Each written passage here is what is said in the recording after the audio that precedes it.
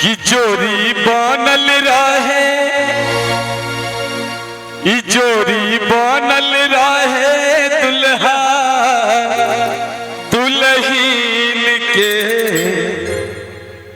कि समधी समधीन के ना,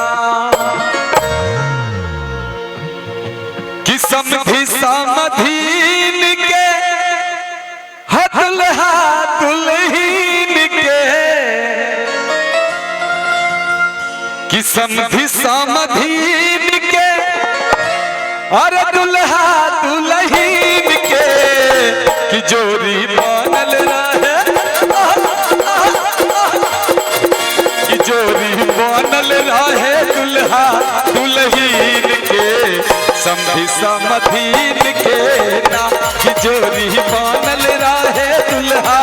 दुल्हीन के, समधी समधीन के ना, समधी समधीन के, समधी समधीन के,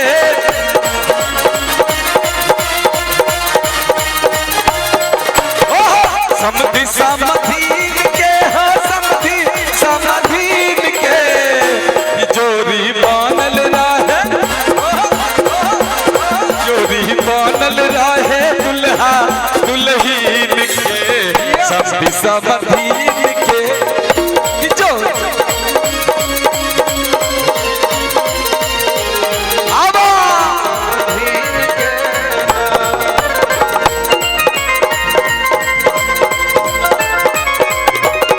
क्या बात।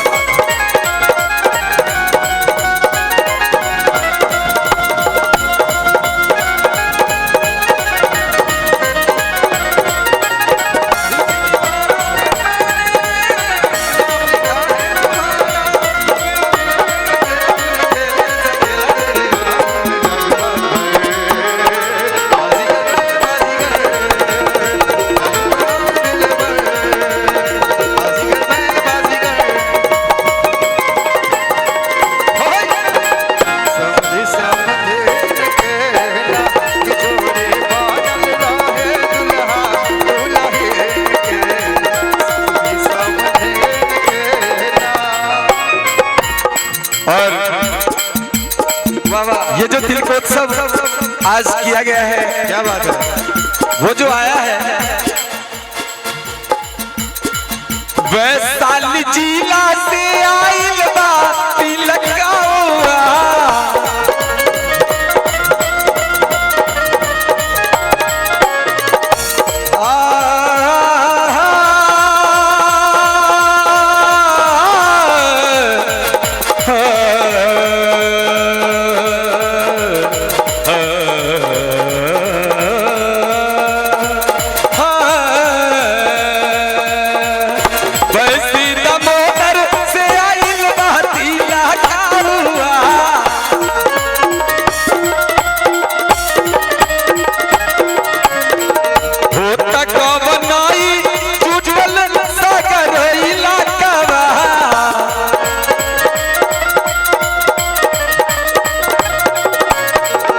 कि हम बखान करी,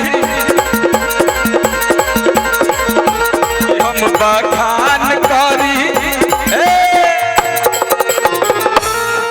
बड़ा ही सुंदर सा ये तिलकोत्सव देख करके कहना है कि हम बखान करब इतना सुंदर सीन के, कि हम बखान करब इतना सुंदर सीन के, दुल्हा दुल्हीन के ना, कि जोरी बनल रहे दुल्हा दुल्हीन के, समधी समधीन के ना।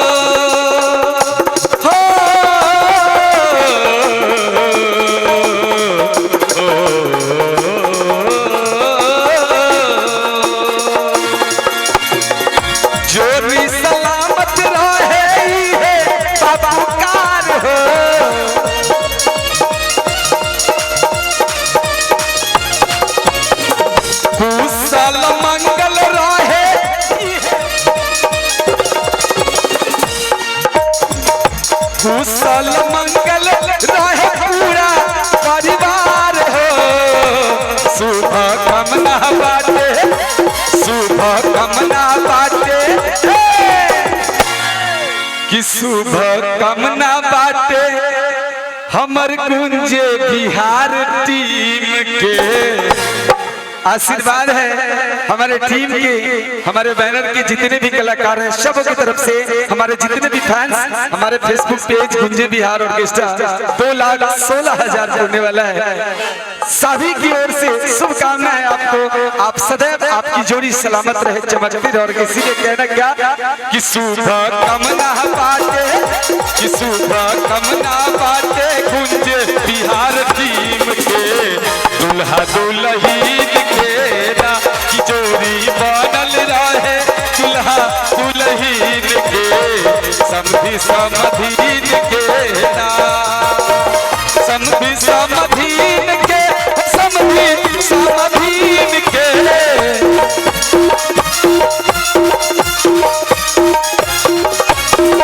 समधी समधीन के, समधी समधीन के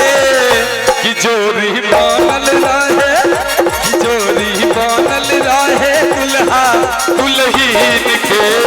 समधी समधीन के ना की जोड़ी बनल रहे, दुल्हा दुल्हीन के समधी समधीन के ना की जोड़ी बनल रहे, दुल्हा दुल्हीन के समधी समधीन के ना की जोड़ी बनल रहे, दुल्हा दुल्हीन के समधी समधीन के ना, समधी समधीन के ना, दुल्हा दुल्हन